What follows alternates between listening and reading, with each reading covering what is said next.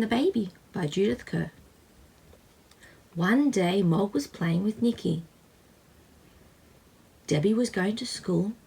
Mr. Thomas was going to work, but Nicky had a cold. Mog and Nicky played catch the string, and they played bad dogs. Then they played tickle Mog's tummy, and then they played ball. Suddenly they heard a noise. It was a crying noise. It was a very loud crying noise. Mrs. Thomas said, "Look, he's here. Mrs. Clutterbuck has brought us her baby. We're going to look after it while she goes shopping."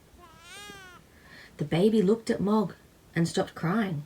It said, "Puss," instead. "He's trying to say puss," said Mrs. Thomas.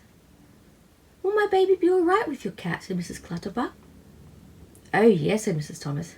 "Mog loves babies." But Mog and Nicky had to stop playing ball because the baby did not know how to play. "I've got a very good idea," said Mrs. Thomas. "Let's take the baby for a ride on the pram." The baby liked riding in the pram. It said, "Puss." "I've got a baby in a pram too," said Nicky. Mog said nothing, but she was not happy. When they came back, it was lunchtime, but the baby did not want to eat its lunch. It said, "Puss," instead. It said puss and cried. It cried so much that Mog didn't want to eat her lunch either. She went away and sat in her basket.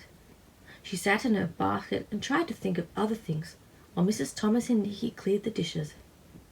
The baby found a dish to clear too. "Look what it's done," said Nicky. "Oh dear," said Mrs. Thomas. "Perhaps the baby would like a rest." But the baby did not want to rest. It said, "Puss, puss, puss." It said puss and cried. "It wants Mog," said Mrs. Thomas.